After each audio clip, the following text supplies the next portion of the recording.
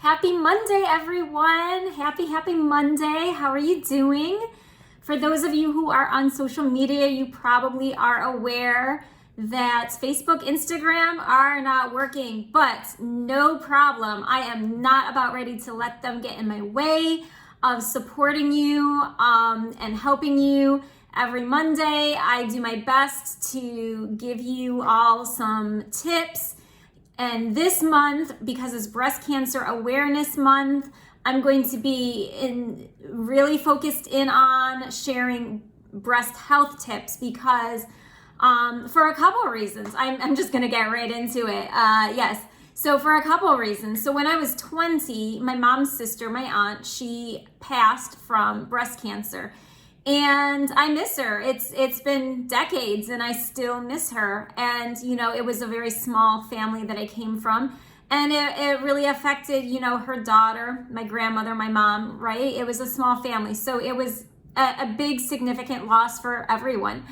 And also the other reason is because it's so important that we take care of our physical health, because our physical health and our mental health, our emotions are all connected, are all interrelated. So for tonight, what I was planning on doing was going live in our Facebook group and sharing my I'm looking at my notes, my 5 tips for how to keep your breasts healthy. Now, I want to make this really clear. This is actually for both men and women.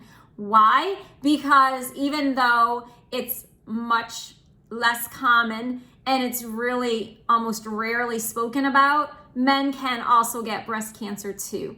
I will be making a post or a video at another point about, the differences between men and women for this and breast health.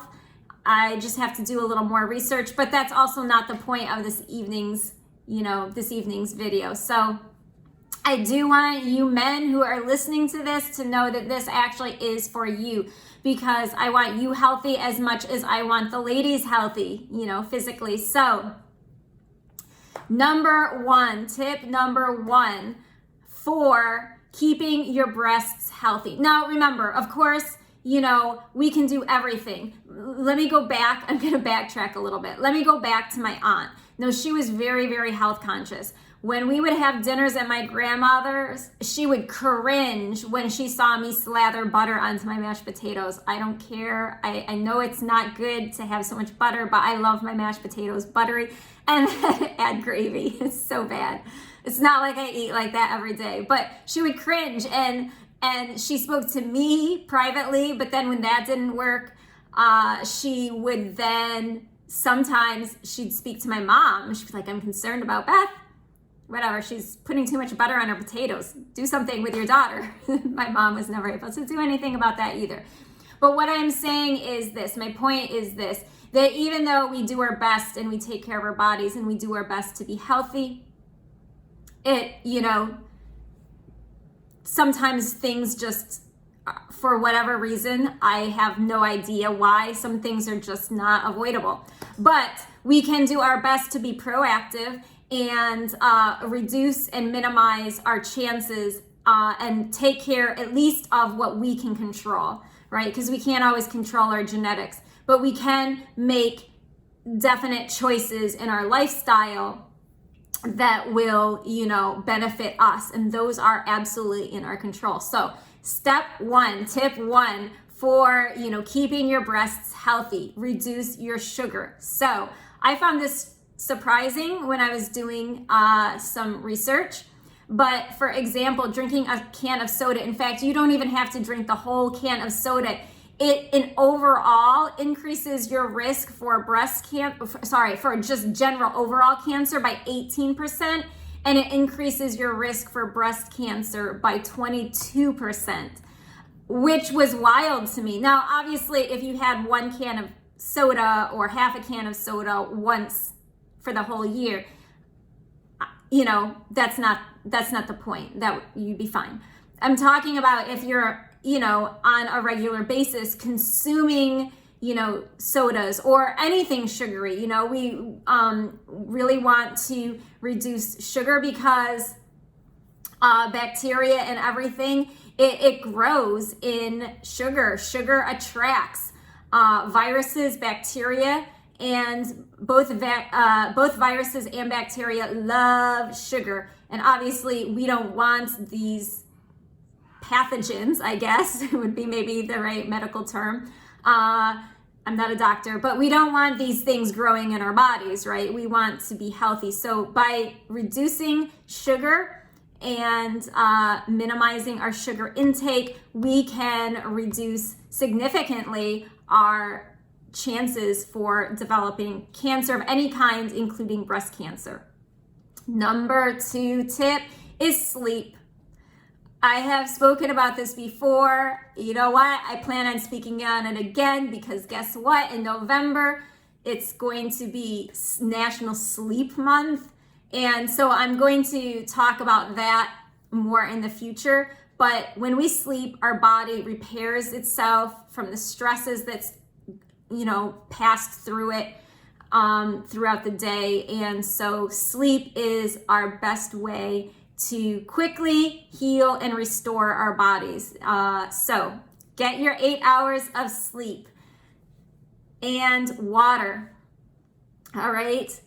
My 3rd tip for reducing your chances of developing breast cancer and keeping your breasts healthy is to drink water. Now, it depends really on your body weight. So, according to research that I have done, so, a 5-year-old boy is probably going to need less water than a 50-year-old grown man, right? Body size, body weight is going to be very different. So, the general rule is, 8 ounces, I believe, something like that. But you want to drink enough water so that basically your urine, it's clear. And if your urine is not clear when you go to the bathroom, then you know that you have not drunk enough water for the day, that you are dehydrated. So whatever that amount is for you, you can kind of judge by when you go to the bathroom. So I really wish this was live because I think this would have been a fun conversation to have live with people and to be able to interact instead of just recording it and posting it on YouTube. But it is what it is. So, okay. So also just know that 60% of your body is made up of water. So our body needs water. It runs on water. More than half of us, like more than half of what makes up my body, my brain, my skin, my bones, my organs, everything, more than 60% of my body is water. Now, this is kind of ironic, right? My tip number 4, particularly given the history that we are living through these days, but stress, reducing stress. So in 2019, there was a study done on mice. And what they found, now obviously these were mice, they were not humans, right? So it could vary a little bit, but just know that probably if it was bad for a mouse's body, it's probably just not good for any animal's body. It said chronic stress increased, I'm not a doctor, so I'm going to do my best with pronouncing this, epinephrine, it's epinephrine. Okay, it's a hormone, and it encourages enzyme lactate dehydrogenase.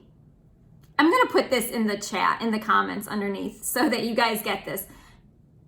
I'm not doing so good with my sounding out my Latin words, but anyway, it produces this enzyme, and that actually can trigger breast cancer stem cells to develop. So it actually was a specific study that was comparing, stress, chronic levels of stress. The higher it was, the more likely this was causing the chemicals in our bodies to overproduce, or at least in the mice's bodies, I shouldn't say our bodies, in the mice's bodies to overproduce and trigger breast cancer stem cells to develop.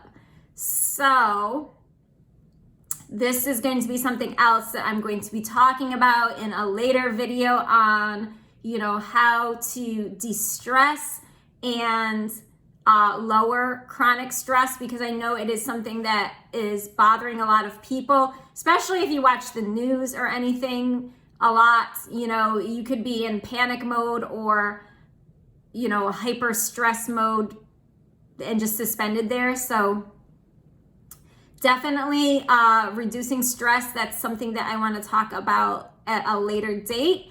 And so something to look forward to, but I feel like it needs more time to, go into. But just know that also things that can increase our chronic stress is if we are really angry and we're holding a lot of unforgiveness towards ourselves or someone else. It does put our bodies into this kind of like very tight, hyper state. So I will say one tip for reducing your stress level and to get rid of chronic stress is to work on releasing anger and work on releasing unforgiveness. But again, that will be another video conversation. Hopefully that time it will be live. And my 5th tip, compliment your breasts. Our bodies are our bodies. They do the best that they can for us. And they're like, why are you disrespecting me, right? So, look at your breasts and say thank you for being my breasts. I mean, just thank you works. It's when we say nice things, when we compliment ourselves, that is kind of putting us into a place where we're at peace with ourselves, right? We go out in the world during the day and there's so much going on, right? In our families, even if you're a mother and it's childcare, if you're married, right? It's helping out your spouse. If you are going to work, there's probably, deadlines and things that you need to do. If you're running a small business or a big business, there are also going to be stresses there. And it's hard, right? And things come at us. But if we can at least be at peace with ourselves and compliment ourselves, right? If, I know social media, there was the whistleblower, right? Who was talking about how, I think she spoke on 60 Minutes last night. Maybe that's why Instagram shut down. I have no idea. But, she was talking about some things, and we do see in general in society about how women feel about their bodies. I see pictures of women who are perfectly beautiful and they've, still enhanced them parts of their bodies. And it's not a problem if you're doing it from a genuine place of self-love, right? If you're in a healthy place and you're just doing it for yourself, right? But at the same time, if we're not at peace with ourselves where we're at, why have one more thing to fight against? Why should we be fighting against ourselves? So compliment your breasts. Tell them that they're doing great. Tell them that they look great. Stand in front of the mirror naked. Why not? And admire yourself and compliment yourself. Just enjoy it. And it may feel awkward and it may be hard, especially in the beginning. I know for me at one point, I had a very hard time with wanting to be in my body after rape. So I could understand why, for all sorts of different reasons, why someone might feel a little bit uncomfortable standing, in front of a mirror and complimenting their body or parts of their body. But try it. Why not, right? What do you have to lose? So these are my 5 tips for breast health. If you would like, I actually have 25 tips. I have a bingo game that I created. It's kind of a spin-off on my self-love bingo game, but this is a breast love bingo game. And I'm super excited about it. It has 25 tips on it for how to show your breasts some love because they deserve it. And so let me know if you would like that. Let me know if you would like me to support you with anything else, and feel free to reach out. And I will be back live or just posting a video on YouTube again soon. All right? So have a good night, everyone. Have a wonderful Monday evening, and peace.